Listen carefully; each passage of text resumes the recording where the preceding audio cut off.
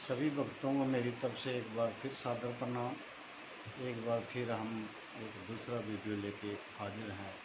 परमात्मा की जानकारी हेतु मैं बताता चलूँ, ना तो मैं विद्वान हूँ ना मैं ज्ञानी हूँ। जो हमारे शास्त्रों में बताया गया है मैं उसका अध्ययन करके अपने हमारे गुरु जी ने जो हमें समझाया, शास्त्रों को खोल खोल के वो परमात्मा कौन है, उसी परमात्मा की चर्चा हेतु एक बार फिर मैं हाजिर हूँ। मैं कौशल आपको दोबारा प्रणाम करता हूँ। अभी मैं एक रेफरेंस के साथ बताऊंगा कि वो परमात्मा कौन है।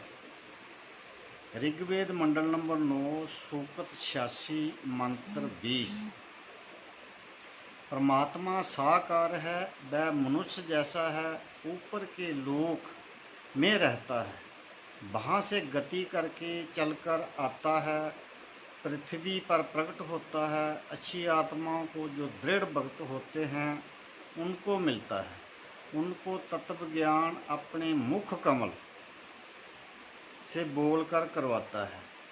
कवियों की तरह आचरण करता है, कवियों की तरह आचरण करता है। तो वो कवि कौन हुए? कबीर साहब। तो परमात्मा कौन? कबीर परमात्मा। वो प्रकट हुए, वो किसी माई से पैदा नहीं हुए, सह शरीर उतरे और सह शरीर इस लोक से चले गए। पृथ्वी पर विचरण करके परमात्मा अपना आध्यात्मिक ज्ञान ऊंचे स्वर में उच्चारण करके सुनाता है, इसलिए वो कबीर कहलाता है। ठीक है जी। उस कबीर परमात्मा का जिगर जो है गुरु ग्रंथ साहब में भी है और बाइबल में भी है, और बहुत सारे रेफरेंस मैं बीच बीच में बताऊंगा। ठीक है जी। और जैसे हमने पिछले एपिसोड में भी बताया था कि जब अर्जुन के संशय खत्म नहीं हो रहे, वो बार बार उस परमात्मा की जानकारी पूछ रहे हैं, और श्री कृष्ण के माध्यम से ब्रह्म परमात्मा, जिसको हम निराकार परमात्मा बोलते हैं, उसके द्वारा दिया हुआ ज्ञान कृष्ण के श्रीमुख से उच्चारण हो रहा था। तो वो सारे 700 श्लोक हैं गीता में। फिर उनका संशय समाप्त ना हो रहा, जैसे गीता के अध्याय 11 श्लोक 32 में क्लियर हो गया कि वो गीता जो है वो अर्जुन से बुलाई जा रही थी। मैं उस 11 के 32 का उच्चारण कर रहा हूँ। 11 के 32 में बताया कि हे अर्जुन, मैं बड़ा हुआ काल हूँ, अभी प्रकट हुआ हूँ। मैं आप युद्ध करो, युद्ध करके अगर युद्ध जीत जाओगे आपको राज्य प्राप्त होगा। अगर आप मृत्यु को प्राप्त हुए तो आपको स्वर्ग प्राप्त होगा। मैंने पिछले एपिसोड में बताया था कि स्वर्ग या ब्रह्मलोक जो स्थायी लोक नहीं है, जहाँ गया हुआ प्राणी अपनी भक्ति कमाई जो उसने करी होती है देवी देवताओं की पूजा से, क्योंकि देवी देवताओं की पूजा से मोक्ष नहीं होता, क्योंकि वो भी जन्मते और मरते हैं। मैं अभी एक प्रमाण दूंगा आपको कि देवी देवता की पूजा करने से क्या होता है। तो जब तक हम उस सतलोक के वासी हैं, वापस उस भक्ति विधि करके, जो गीता के अध्याय 62 से 66 में बताया कि हे अर्जुन, तू सर्वभाव से उस तत्वदर्शी संत की खोज कर, वो जो तुझे विधि बताएगा उस विधि को अपना कर तू परम अक्षर ब्रह्मा यानी कि सबसे बड़े परमात्मा को तो उसमें विलीन हो जाएगा, सदा सदा सनातन हो जाएगा, तेरा मरना जीना छूट जाएगा, तू मोक्ष को प्राप्त हो जाएगा। ठीक है जी। तो 11 के 32 में मैं ये कहना चाह रहा हूँ कि उस श्लोक का जो है कि मैं बड़ा हुआ काल हूँ, अभी प्रकट हुआ हूँ इन सब को खाने के लिए। जो सेनाएं खड़ी थी, 18 लाख सेना बर्बाद हो गई। श्री कृष्ण के कुल के जद्दू वंश के 56 लाख लोग आपस में लड़ भिड़ के मर गए, और हमने कृष्ण को परमात्मा सिद्ध कर दिया। कृष्ण के खुद के भांजा अभिमन्यु जो हैं वो युद्ध में मारे गए। अगर वो परमात्मा थे तो उनको जीवित क्यों नहीं किया? हालांकि ऐसे बहुत चमत्कार किए उन्होंने। वो विष्णु भगवान के अवतार थे, तो विष्णु भगवान के पास फुल पावर नहीं है, परमात्मा की दी वो पावर तो है, पर वो अजर अमर नहीं है, वो भी जन्मते मरते हैं। तो इसलिए ये क्यों कहना पड़ा कि मैं बड़ा हुआ काल हूँ? तो श्री कृष्ण तो अर्जुन के साथ वर्षों से थे, तो फिर कृष्ण थोड़ी खाता है किसी को, मनुष्य थोड़ी खाता है, वो काल खाता है। वो काल कैसे खाता है? सूक्ष्म शरीर, जब सूक्ष्म शरीर में ये प्राणी जाता है तो सूक्ष्म शरीर में तप्तशिला पे जाके अपने जो कर्म है वो वहाँ पर उसको तत्वशिला के ऊपर उसको चढ़ाया जाता है। फिर उससे जो गंध निकलती है वो रोता है, तड़पता है अपने कर्मों के अनुसार। फिर वो जो गंध निकलती है वो काल खाता है। इसलिए इसको श्राप लगा हुआ है 1 लाख मनुष्य डेली खाने का और 1.25 लाख पैदा करने का। ये जहाँ का विधान है, जिसको हम निराकार परमात्मा बोलते हैं, जिसको ब्रह्म भी बोला गया है। तो अभी मैं आपको एक प्रमाण और दूंगा कि जो देवी देवता अजर अमर नहीं है, वो कहाँ पर ऐसा विधान बताया गया है कि ये अजर अमर नहीं है, तो वो जान लेना बहुत ज़रूरी है। तो क्या रजगुण ब्रह्मा, सतगुण विष्णु तथा तम गुण शंकर शिव की पूजा भक्ति करनी चाहिए? उत्तर में लिखा गया है, कहाँ प्रमाण है कि रजगुण ब्रह्मा, सतगुण विष्णु तथा तम गुण शंकर शिव की पूजा नहीं करनी चाहिए?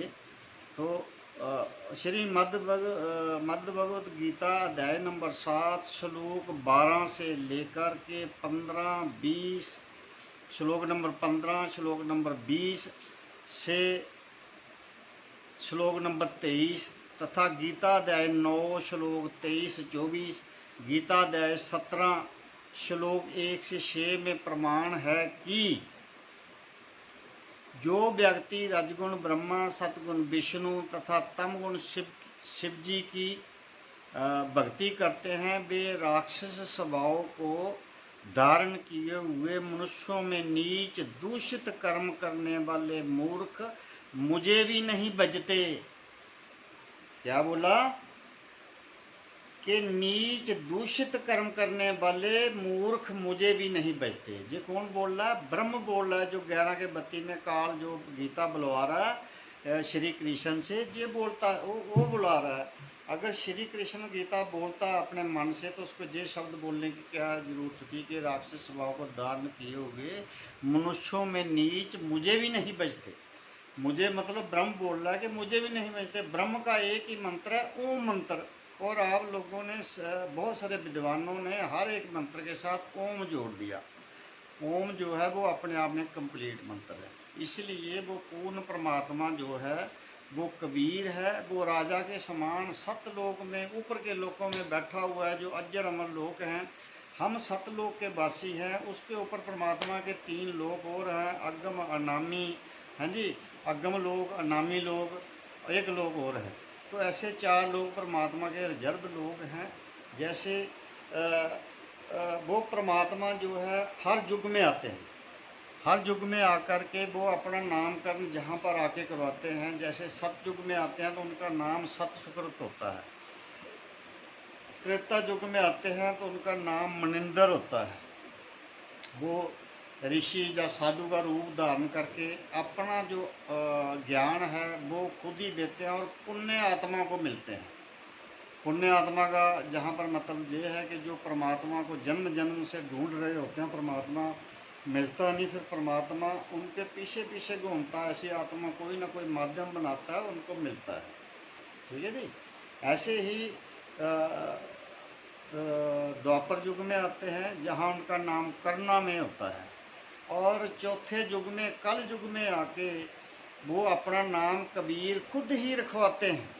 कबीर का मतलब है जो अपना ज्ञान कविताओं के माध्यम से, लोकताओं के माध्यम से, मुहावरों के माध्यम से खड़े होके कहीं भी बैठ के अपना ज्ञान देते हैं और पुण्य आत्मा को मिलते हैं। पुण्य आत्मा से बार बार जिक्र आ रहा है। जैसे कल मैंने पिछले एपिसोड में बताया था कि गरीब दास के 12 साल के बच्चे को लेके गए, वो 7 लोक दिखाया उन्होंने, नीचे के लोक में उनको नरक, स्वर्ग, ब्रह्म लोक ये सब दिखाया, और निराकार परमात्मा को भी दिखाया, भाई ये देखो ये छुप के बैठा हुआ है, ये निराकार नहीं है, ये साकार है। तो वो परमात्मा भी जो है वो साकार रूप में है, सतलोक में विराजमान है, एक रूप में जहाँ बैठा होता है, और पृथ्वी सभी लोकों में विचरण करके वो सबका पालन पोषण कर रहा है। तो वो राजा के समान दर्शनीय है, अजर अमर है, हम उसी लोक के वासी हैं। अब सवाल ये है कि जब तक हम भक्ति करके वापस सतलोक अपने लोक नहीं चले जाते, तब तक हमारा मरना जीना बराबर 84 लाख में लगा रहेगा। इसलिए हमें उस तत्वदर्शी संत की खोज करनी चाहिए, जो गीता के अध्याय 18 श्लोक 62 से लेकर 66 में बताया कि हे अर्जुन, तू सर्वभाव से उस परम अक्षर ब्रह्मा की खोज कर, जिसके बारे में तुझे कोई तत्वदर्शी संत बताएगा। तो ब्रह्म ने जहाँ कह दिया कृष्ण के माध्यम से कि वो मेरे को भी नहीं पता, वो तत्वदर्शी संत का मतलब ये है कि वो परमात्मा से एम्पावर्ड होता है।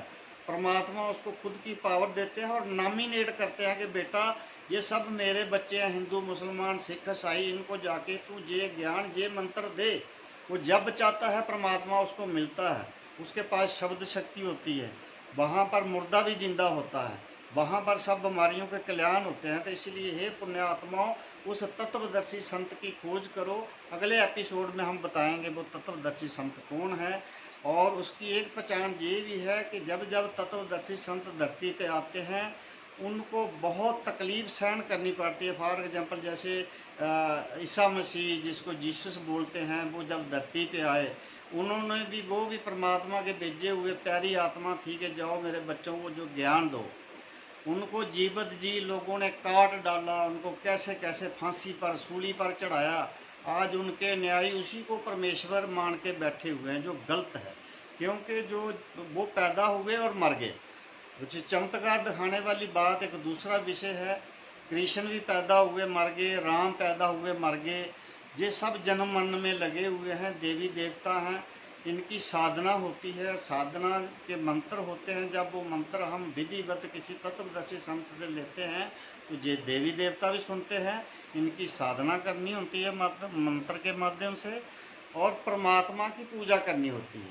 जैसे कुरान में भी लिखा है, सूरत फुरकान आयत नंबर 52 से लेके 59 तक बयान दर्ज है कि उस परमात्मा ने 6 दिन के अंदर ये सृष्टि बनाई और 7वें दिन पर जाके अपने तख्त पे विराजमान हो गए।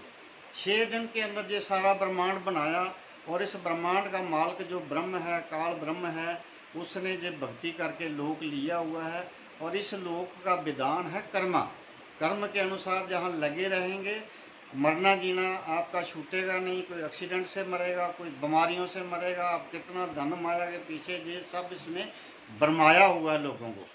तो कुछ भी साथ लेके नहीं जाता इंसान। जब तक हम वो तत्वदर्शी संत और पूर्ण परमात्मा की प्राप्ति नहीं करते, तब तक हमारा मरना जीना नहीं छूटेगा। तो भक्तों, आज की वीडियो में इतना ही। और हमारे से कोई शब्द उच्चारण करने में जब रेफरेंस गलत दिया हो तो उसके लिए क्षमा प्रार्थी हूँ। सत्सय, जय हिंद।